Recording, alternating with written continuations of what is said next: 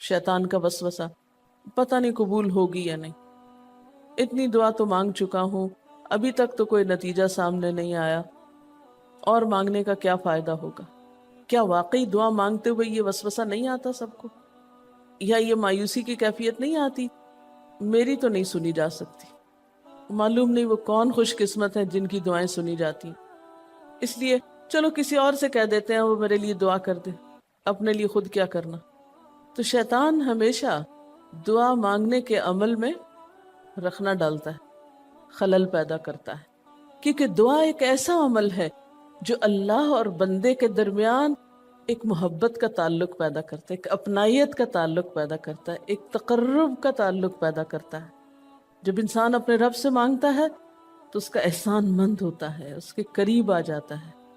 और मांगता इंसान किससे है? जिस पर मान होता है, जिस पर ये यकीन होता है कि वो देगा, जिस पर एतमाद होता है कि वो मेरा बहुत खैर खां है, मेरा भला करने वाला है।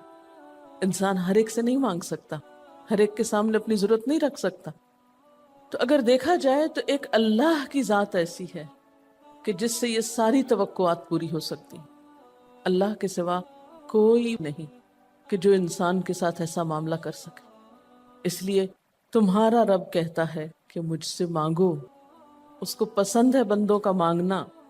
अच्छा, ये जो दुआ है इसमें सिर्फ किसी चीज का बराह रास्त नाम लेकर मांगना ही शामिल नहीं, यानी मांगने के तरीकों में सिर्फ ऐसा ही नहीं कि हम कहें या अल्लाह फलां चीज मुझको दे दे। इसके कई अंदाज हो सकते हैं। एक तो यही बराह रास्त किसी खास चीज का सवाल करना, ये भी बहुत अच्छा है। बंदों से सवाल करना बुरा है, लेकिन अल्लाह ताला से सवाल करना तो इबादत का दर्जा रखता है। यानी कितना प्यार आता है ना अल्लाह ताला पे कि जरूरत हमारी है और हमारे इस मांगने के अमल को भी इबादत कह रहा है, क्योंकि एक ताल्लुक है ना, वो वक्त उसकी याद में गुजरता है, उसकी तरफ मुतवज्जे होकर गुजरता है, इसलिए वो वक्त भी इबादत बन जाता है, वो अमल भी इबादत हो जाता है। तो एक तो ये कि जैसे हम सवाल करते हैं अल्लाहुम्मा इन्नी अस्अलुका कह के दुआ मांगते हैं, ये जितनी मसनून दुआ में आपने देखा होगा अस्अलुका बराबर सवाल का लफ्ज़ है। लेकिन कुछ दुआएं ऐसी होती हैं जिसमें सवाल नहीं किया जाता, सिर्फ अल्लाह ताला की हम्द व सना कर दी जाती है। जैसे हजरत अय्यूब अलैहिस्सलाम ने कहा था अन्नी मस्सनी अद्दुर व अंत अरहमुर राहिमीन। ये भी दुआ का एक अंदाज है। मांगा कुछ भी नहीं, बस अपनी तकलीफ का इजहार कर दिया और अल्लाह ताला की हम्द व सना कर दी। मुझे तकलीफ पहुंची है और आप सबसे बढ़ के रहम फरमाने वाले। ये भी नहीं कहा आप रहम फरमाइए, कहा आप तो सबसे बढ़ के रहीम हैं और मेरी तकलीफ आप जानते हैं। ये भी एक स्टाइल है। इसी तरह कोई जिक्र कर देना, मसलन इस्तिग़फार पढ़ना। अब इस्तिग़फार पढ़ने वाले के लिए कितनी खुशखबरियां हैं कि उसका हर मसला आसान हो सकता है उसकी वजह से। खैर उसमें तो बख्शिश की तलब होती है, एक तलब का अंदाज है, लेकिन इस्तिग़फार जो है वो आम दुआ से जरा मुख्तलिफ है। इसी तरह दुरूद शरीफ पढ़ना, उसमें अपने लिए तो आप कुछ भी नहीं मांग रहे होते, नबी सल्लल्लाहु अलैहि वसल्लम के लिए मांग रहे हैं। लेकिन वहां क्या हो रहा है कि जब आप उनके लिए रहमत की दुआ मांगते हैं, अल्लाह ताला आप पे 10 रहमतें फरमाते हैं। ये भी एक मांगने का अंदाज है। अब दुरूद शरीफ पढ़ना जो है बायसे बरकत भी है, इबादत भी है, जिक्र भी है और एक तरह की दुआ भी है। इसी तरह बाज अज़कार के आपने कितने फायदे देखे। सुबह शाम की दुआओं में आप देखिए, आप पढ़ते हैं बिस्मिल्लाहिल्लज़ी ला यदुर्रु मा अस्मिही शैउन फिल अर्दि वला फिस समाई व हुवस समीउल अलीम। ये सिर्फ जिक्र है, इसमें आप मांग तो कुछ नहीं रहे, लेकिन कितनी फजीलत है इसकी कि जो शख्स ये दुआ पढ़ेगा उसको कोई चीज नुकसान नहीं देगी। उसमें आप ये नहीं कह रहे कि या अल्लाह मैं तुझसे सवाल करता हूँ कि हर नुकसानदेह चीज को मुझसे दूर कर दे, नहीं। फिर इसी तरह अल्लाह ताला की हम्द व सना के जो कलिमात हैं, मसलन ला इलाहा इल्लल्लाहु वहदहु ला शरीका लहु लहुल मुल्कु व लहुल हम्दु व हुवा अला कुल्लि शैइन क़दीर। अरफात की हदीस में आता है कि आपने फरमाया कि अरफात में मेरी दुआ और मुझसे पहले अंबिया की दुआ ये कलिमा है, ये ला इलाहा इल्लल्लाह। अब अगर देखा जाए तो इससे तो कोई दुआ की बात नहीं, ये तो सिर्फ अल्लाह का जिक्र है। तो ये भी मांगने का एक तरीका, हम मांगे कुछ नहीं, बस सिर्फ जिक्र करते रहे उसका बैठ के। इसी तरह आप देखते हैं कि तवाफ के दौरान आप क्या पढ़ते थे, सुभान अल्लाहि वल्हम्दुलिल्लाहि वला इलाहा इल्लल्लाहु वल्लाहु अकबर। अब ये दुआ तो नहीं, ये तो जिक्र है अल्लाह का। तो अल्लाह ताला का जिक्र करना, उसकी किताब की तिलावत करना, उसको पढ़ना, इल्म हासिल करना, ये ऐसे अमाल हैं कि जिनमें मशगूल होकर انسان کے لیے کائنات کی ہر چیز دعائیں کرنے لگتی، طالب علم کے لیے بہت سی مخلوق دعائیں کرتی. آپ مشغول ہو گئے کسی اور کام میں، خدمت خلق میں یا علم حاصل کرنے میں، اور اللہ تعالیٰ کی مخلوق شروع ہو گئی آپ کے لیے دعائیں کرنا. عرش والے فرشتے آپ کے لیے دعائیں کرنے لگتے ہیں اگر آپ ایمان لا کر اچھے کام شروع کر دیں. تو اللہ سے مانگنے کے مختلف انداز ہیں، ڈائریکٹ مانگنا بھی اور مختلف عبادات کرنا بھی. اسی طرح وَاسْتَعِینُوا بِالصَّبْرِ وَالصَّلَاةِ، مدد مانگو صبر اور نماز سے. ٹھیک ہے، نماز میں انسان بہت سی دعائیں پڑھتا ہے، لیکن اگر مشکل وقت میں انسان صبر کے ساتھ نفل پڑھ کے اللہ تعالیٰ کا ذکر کرے اور اس کو سمجھ نہ بھی آئے کہ کیا دعا مانگو، کیونکہ بعض پریشانیاں ایسی ہوتی ہیں کہ انسان منہ سے کچھ نکال بھی نہیں سکتا، تو یہ نماز بھی کافی ہو جائے گی. وَقَالَ رَبُّكُمُ ادْعُونِي، اور تمہارا رب کہتا ہے مجھے پکارو. اور پکارنے کے کئی انداز ہیں. دل ہی دل میں پکارنا بھی آتا ہے، چپ کے پکارنا بھی آتا ہے، اونچی آواز سے پکارنا بھی آتا ہے، اکیلے پکارنا بھی آتا ہے، سب کے ساتھ مل کے دعا کرنا بھی آتا ہے. کوئی دعا مانگ رہا ہو تو آمین کہنے سے بھی بات بن جاتی. مجھے یاد ہے کہ ایک دفعہ میں عمرے پر گئی اور طواف کے بعد جہاں میں نفل پڑھ رہی تھی، تو نفل کے بعد میں نے سوچا کہ میں اپنی دعا کرتی ہوں. اتنے میں ایک شخص عربی میں کوئی دعا مانگ رہا تھا. اتنی خوبصورت دعا تھی کہ میں نے ایسی دعا کسی سے نہیں کبھی سنی، اور میں نے صرف آمین کہنا شروع کر دیا. میں نے کہا یا اللہ، میری تو نہ زبان میں اتنی بلاغت و فصاحت ہے، نہ مجھے اتنی باتیں آتی ہیں، مجھے تو مانگنا بھی نہیں آتا، تو بس جو کچھ یہ مانگ رہا مجھے بھی یہی دے دے. میں نے صرف آمین آمین آمین کہنا شروع کر دیا. یہ کتنا بڑا اس کا احسان ہے کہ ہم آمین کہہ کے بھی شامل ہو جاتے ہیں دوسروں کی دعاؤں میں. تو اسی لیے دعا کو عبادت کا نچوڑ کہا گیا، کریم، خلاصہ، ساری عبادت کا اوپر کا حصہ. اور ویسے بھی اگر دیکھا جائے تو ہر نماز میں بہت سی دعائیں ہیں. ہر موقع کی اللہ کے رسول صلی اللہ علیہ وسلم نے مختلف طرح کی ہمیں دعائیں سکھائی ہیں. سویرے جو آنکھ کھلتی ہے، سویرے کے اگر آدھی رات کو بھی کھلتی ہے، اس کی بھی دعا ہے. اس وقت سے لے کر کوئی کام ایسا نہیں دین کا یا دنیا کا، اچھا یا برا، جس کے لیے کوئی نہ کوئی دعا نہ موجود ہو. یعنی اتنا خوبصورت عمل ہے دعا مانگنا کہ جس کے لیے کسی خاص چیز کی قید بھی نہیں کہ کہیں بند کے بیٹھو تو ہی مانگو، کہیں پہنچو تو مانگو. نہیں، کہیں بھی مانگو، دن کو مانگو یا رات کو مانگو، کھڑے ہو کے مانگو یا بیٹھ کے مانگو، چلتے پھرتے مانگو یا چپ کے مانگو، منہ سے بولو بھی نہیں اور دل ہی دل میں مانگو تو بھی وہ سن لیتا ہے. کسی بھی طرح مانگ سکتے ہو، کہیں بھی مانگ سکتے، کچھ بھی مانگ سکتے ہو. اس لیے وَقَالَ رَبُّكُمُ ادْعُونِي أَسْتَجِبْ لَكُمْ، تمہارا رب کہتا ہے مجھ سے مانگو، میں تمہاری دعا قبول کروں گا. اور آپ کو پتا ہے کہ ربکم یہ صرف مسلمانوں کا رب نہیں، رب تو ساری مخلوق کا ہے. کافر کا رب بھی وہی ہے، خواہ وہ مانے یا نہ مانے. اس لیے قبولیت دعا کے لیے مسلمان ہونا بھی شرط نہیں. اگر کوئی کافر بھی اللہ کو پکارتا ہے، اپنے رب کو پکارتا ہے، تو وہ اس کی بھی سنتا ہے. اور خصوصاً اگر وہ مظلوم ہو، کسی نے اس پہ ظلم کیا ہو، تو وہ فریاد فوراً اوپر پہنچتی ہے، خواہ وہ مسلمان نہ بھی ہو.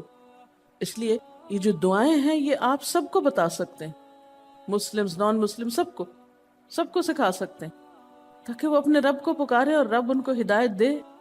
اور پھر آپ دیکھیں گے کہ دعا کے ذریعے جو اللہ تعالیٰ پر اعتماد بیٹھتا ہے، اور اگر وہ خصوصاً یہ کہ جلدی قبول ہو جائے، تو اس وقت جو ایک خصوصی شکر کی کیفیت آتی ہے. لیکن یہ کہ مایوس نہیں ہونا. بات میں یہ کر رہی تھی کہ اس کے لیے کوئی شرط نہیں کہ کوئی شخص بہت نیک مسلمان ہو یا بہت اچھا مسلمان ہو، وہ تو گناہ گاروں کی بھی سنتا ہے. اس لیے بعض اوقات لوگ جب مایوس ہونے لگتے ہیں نا کہ ہم تو بہت گناہ گار ہیں، ہماری نہیں سنی جائے گی، تو انہیں مایوس نہیں ہونا چاہیے. مایوس ہو کے کہاں جائیں گے سننے؟ کس سے مانگنے جائیں گے؟ ان کو بھی پکارنا چاہیے، خواہ کوئی کیسے بھی گناہ میں ڈوبا ہوا، کیسی بھی حالت میں ہو، اور اس کے لیے بھی مانگنا چاہیے.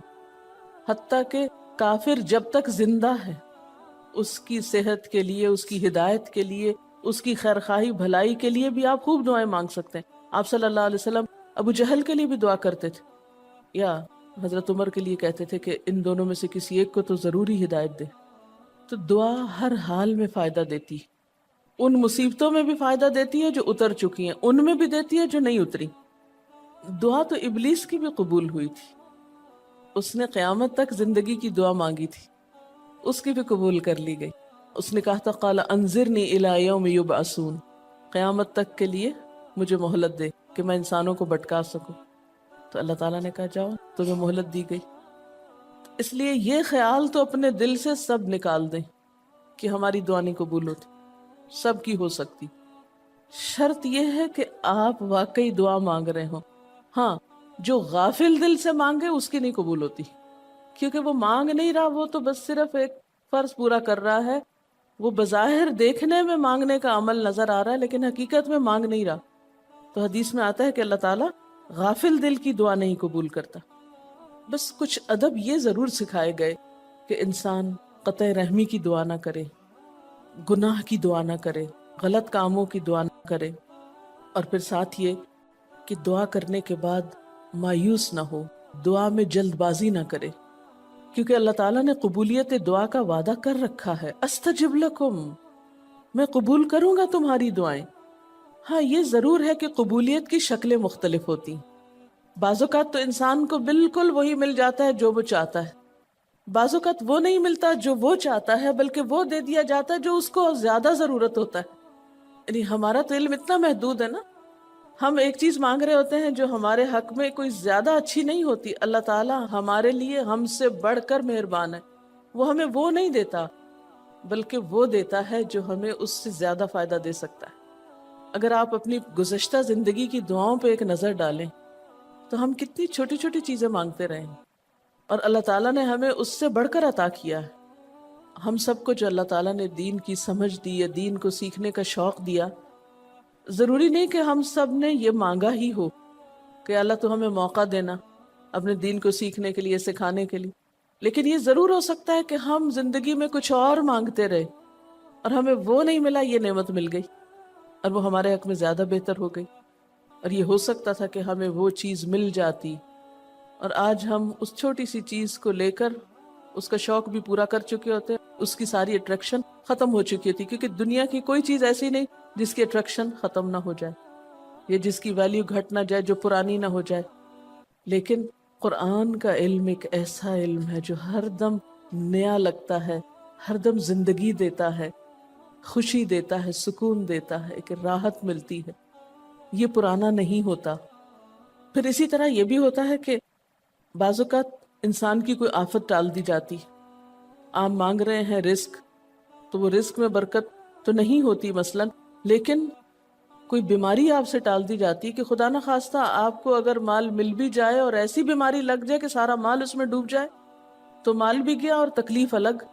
تو اللہ تعالیٰ اپنی رحمت سے آپ کو زیادہ مال تو نہیں دیتے مگر وہ بہت بڑی بلا سے محفوظ رکھتے ہیں، کسی حادثے سے بچا لیتے ہیں، کسی ایسی پریشانی سے بچا لیتے ہیں کہ جس میں آپ کا سب کچھ ہی کھپ جاتا. کیونکہ ہمارے پاس کوئی رائٹ تو نہیں ہے، ہم کو ڈیزرو تو نہیں کرتے کہ ہر وقت ہم امن و امان میں رہیں. ہمارے اپنے گناہوں کی بدولت، کئی بیرونی اسباب کی بدولت کوئی مشکل، کوئی حادثہ، کوئی مصیبت کسی بھی وقت آ سکتی جو دنیا میں مختلف لوگوں پر آتی رہتی. ہم ہر امن ڈیزرو تھوڑی کرتے ہیں، یہ تو اللہ کی عنایت اور رحمت اور نعمت ہے کہ وہ جو ہمیں دیے ہوئے یہ. اور یہ عین ممکن ہے کہ ہم کوئی اور دعا مانگتے ہوں اور اللہ تعالیٰ اس کی بجائے ہمیں عافیت میں رکھے ہوئے ہو، ایک پرسکون زندگی دیے ہوئے ہیں ہمیں کہ ہمارے ہاتھ پاؤں سلامت ہیں، ہم بول سکتے ہیں، ہم دیکھ سکتے ہیں، ہم کھا پی سکتے ہیں، ہم چل پھر سکتے ہیں، ہم کسی کے محتاج نہیں ہیں. کتنا بڑا احسان ہے اس کا. اس لیے اگر کوئی دعا وقتی طور پر بعین ہی قبول نہیں ہوتی، بعین ہی کا کیا مطلب ہے؟ ایز اٹ از، جس طرح ہم چاہتے ہیں، تو بھی کوئی بات نہیں، صبر کرنا چاہیے. لیکن یہ نہیں سوچنا چاہیے کہ نہیں اللہ تعالیٰ دعا نہیں سنتا. ایک اور جگہ پر بھی فرمایا وَإِذَا سَأَلَكَ عِبَادِي عَنِّي فَإِنِّي قَرِيبٌ أُجِيبُ دَعْوَةَ الدَّاعِ إِذَا دَعَانِ فَلْيَسْتَجِيبُوا لِي وَلْيُؤْمِنُوا بِي لَعَلَّهُمْ يَرْشُدُونَ. جب میرے بندے آپ سے میرے بارے میں سوال کریں تو آپ بتا دیجئے کہ میں قریب ہوں، بہت قریب ہوں. اجیب دعوت الداعی، میں پکارنے والے کی پکار کا جواب دیتا ہوں. استجب لکم، قبول کرتا ہوں.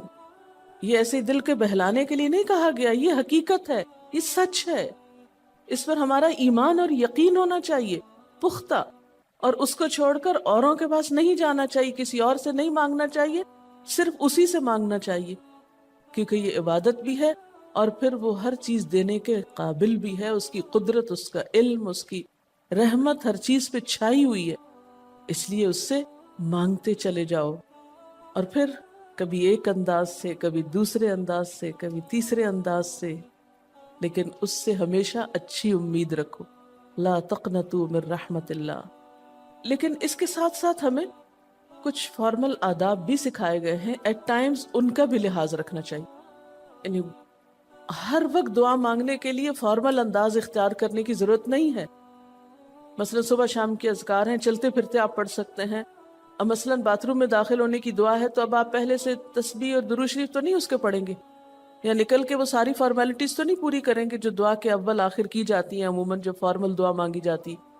تو ایٹ ٹائمز آپ بس ڈائریکٹ دعا مانگ لیں، ایٹ ٹائمز آپ پوری فارمیلٹیز کے ساتھ مانگ لیں، اور اس میں آپ دیکھیے کہ فارمل دعا مانگنے کا طریقہ کیا ہے کہ اللہ تعالیٰ کی حمد و ثنا سے شروع کیا جائے، نبی صلی اللہ علیہ وسلم پر درود بھیجا جائے، پھر اسی طرح یہ ہے کہ دعا میں عاجزی ہونی چاہیے، مانگنے کا انداز غالب ہونا چاہیے، شعر کے انداز میں چیخ چلا کے دعا نہیں مانگنی چاہیے، یا تقریر کے انداز میں دعا نہیں مانگنی چاہیے، امید اور خوف کے درمیان اعتدال کے ساتھ، پھر اسی طرح یہ کہ دعا میں مبالغہ آرائی نہیں کرنی چاہیے، پھر اسی طرح کچھ چیزیں ایسی ہیں کہ جن کا اگر اہتمام کبھی ہو سکے، کبھی کبھار تو بہت اچھا ہے، اور خصوصی جو قبولیت کے اوقات ہیں ان کا لحاظ رکھتے ہوئے ان مواقع سے فائدہ اٹھانا چاہیے، مثلا رات کے تیسرے حصے میں یعنی سحر کے وقت، پھر اسی طرح اذان اور اقامت کے درمیان، صف میں کھڑے ہو کر، صدقہ کرنے کے بعد،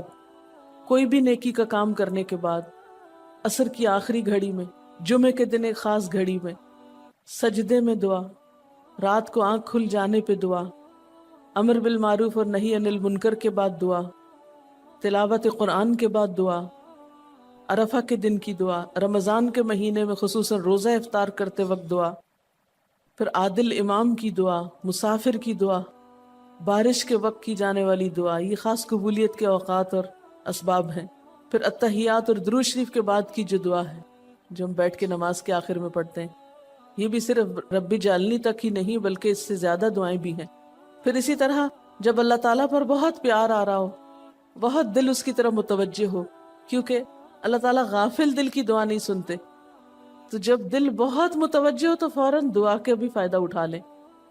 اسی طرح اضطراری کیفیت میں، بہت بے چینی کے وقت، جب کچھ سمجھ میں نہ آ رہا ہو، بیماری کے وقت، پھر اسی طرح سفر کے وقت، پھر اولاد کی دعا ماں باپ کے لیے، ماں باپ کی دعا اولاد کے لیے، استاد کی دعا شاگردوں کے لیے، شاگردوں کی دعا استاد کے لیے، اور جب دعا مانگے تو انداز کیا ربنا اغفر لی ولوالدی وللمؤمنین، اپنی ذات سے شروع کر کے والدین یا قریبی لوگوں کے بعد پھر سب کے لیے عام دعا، پھر اسی طرح وضو کے بعد کی دعا، کعبہ کو دیکھتے وقت جو پہلی نظر سے دیکھیں، پھر حتیم کے اندر، پھر سعی اور طواف کرتے وقت دعائیں پڑھنا، پھر مزدلفہ میں۔